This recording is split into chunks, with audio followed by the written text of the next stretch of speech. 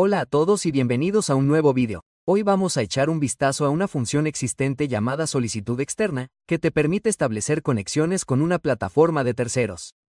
Pero hay algunas funciones dentro de esta nota de acción que puede que no todo el mundo conozca y que pueden mejorar mucho la forma en que gestionas la solicitud externa, pero también hacer que funcione de forma un poco más eficiente. En este vídeo, te mostraremos algunas mejoras dentro del propio nodo de acción. En primer lugar, puedes realizar una solicitud externa yendo a un nodo de acción y luego a las acciones avanzadas. Una vez hecho esto, la primera mejora que podrías hacer es añadir una ruta. Y una ruta significa si el código de respuesta empieza por un número determinado, ¿verdad?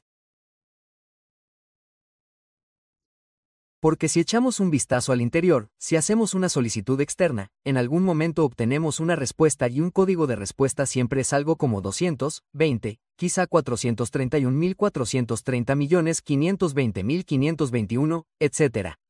Al asignar estos códigos de respuesta, también puedes asignar un manejo de errores adecuado.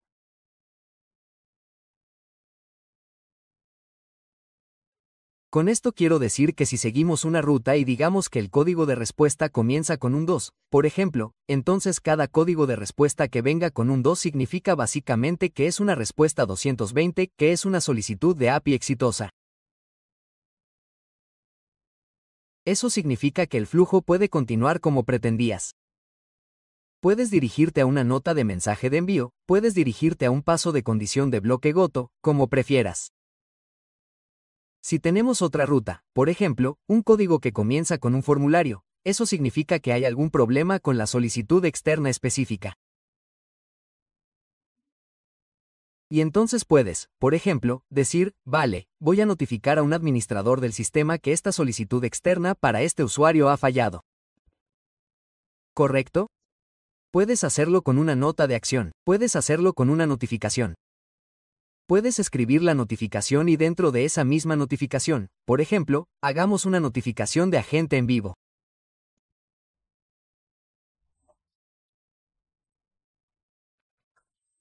Podrías decir que el usuario acaba de realizar esta solicitud de API y produjo el siguiente error.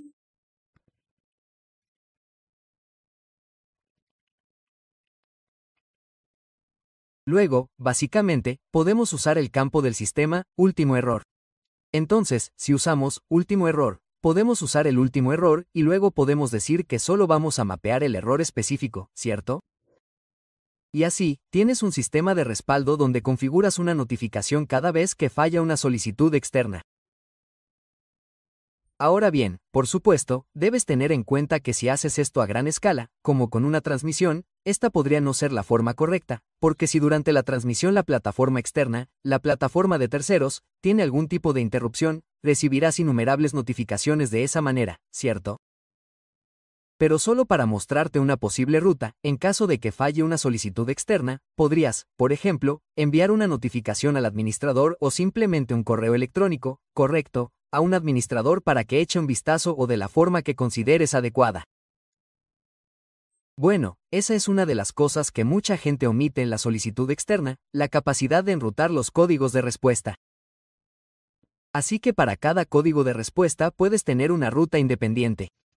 Ahora bien, si entramos en la propia solicitud externa y digamos que tenemos un dominio determinado, ¿verdad? Voy a utilizar un dominio ficticio. Digamos que maindomain.com y luego tendríamos algunos parámetros dentro de la URL.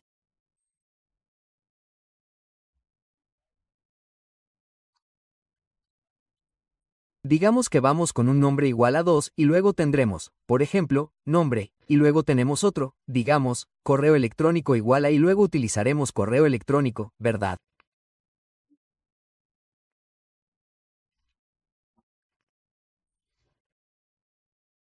Esto podría provocar ciertos fallos porque si tienes un carácter incorrecto dentro de los parámetros de la URL al añadirlos todas y cada una de las veces, podrías causar algunos problemas.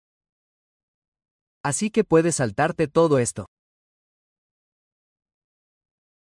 Podemos eliminarlo y, en su lugar, podemos utilizar la URL base y, por supuesto, la extensión, si la tienes bien, como get o create, digamos, subscriber, por ejemplo. Usa los parámetros URL de la pestaña. Por ejemplo, si digo nombre, podría usar el valor nombre de pila y, como valor de prueba, podría decir mark. Lo mismo para el correo electrónico. Puedo decir que el parámetro es correo electrónico. Luego usaremos el correo electrónico como campo del sistema y podríamos tener un valor de muestra del correo electrónico dentro. Siempre que queramos probar esto, necesitamos tener valores de muestra porque las variables personalizadas no se cargan durante una fase de prueba. Esto solo se rellena previamente cuando el usuario realmente realiza el flujo. Pero esto también es mucho más claro, ¿verdad? Y también evita que configures caracteres incorrectos dentro de la propia URL con solo usar los parámetros de la URL. Y añadiremos todos estos valores a la URL. Lo que lo hace mucho más fácil para ti en general. Y también es una forma mucho más estructurada, ¿verdad? Porque es fácil cometer un error en la propia URL. Y aquí tienes un aspecto mucho más claro. Así que esa es otra cosa que muchos usuarios se saltan y simplemente añaden todo dentro de la propia URL. Bueno, eso no es realmente necesario. Otra es que las claves API, cuando necesitas insertarlas, suelen ir con algo como autorización, y luego podrías tener una clave bearer y una clave var, que iría algo como esto, y luego añadirás tu token API aquí. ¿Verdad? Muchas veces los usuarios también se saltan a añadir este portador. Así que, en lugar de utilizar el encabezado para insertar tu clave API, también puedes considerar ir a la pestaña de autorización en lugar de ir con el menú desplegable, y así tendrás diferentes tipos de autenticación. Quizás algunas solicitudes externas no requieran una, ¿verdad? Y no tienes que configurar nada. Una autenticación básica, nombre de usuario y contraseña, también sería posible. También podrías tener un resumen, que son prácticamente los mismos valores que tendrás que rellenar, pero es un tipo de autenticación diferente. Pero también tenemos el token de portador, donde no necesitas añadir portador, sino que solo tienes que insertar el token API aquí, lo cual es mucho más cómodo que hacerlo dentro del encabezado, donde primero tienes que configurar una sección de autorización, luego tienes que ir con portador, y luego tu token API, ¿verdad? Puedes saltarte todo esto yendo a la pestaña de autorización y desde aquí simplemente selecciona la opción de token de oso o cualquier opción de autenticación que puedas tener y luego rellena solo el token de API que tengas. Eso es todo. El resto se gestionará en el backend al realizar la solicitud externa o la solicitud de API a la plataforma de terceros. La última opción está dentro de la pestaña de respuesta y, a veces, obtienes datos de una plataforma de terceros que son un poco grandes o sin formato, como quieras ponerlos. En realidad, no se pueden guardar directamente dentro de un campo personalizado. Por ejemplo, podrían superar el límite de 20.000 caracteres para los campos JSON o si quieres cambiarles el formato como quieras. Así que puedes habilitar lo que se denomina procesamiento de preparación de datos. Una vez habilitado, obtienes un entorno similar a JavaScript en el que ahora puedes formatear los datos que recibes y, como puedes ver, la función tiene carga útil de forma predeterminada, lo que significa que la respuesta que obtienes se considera la carga útil, ¿verdad?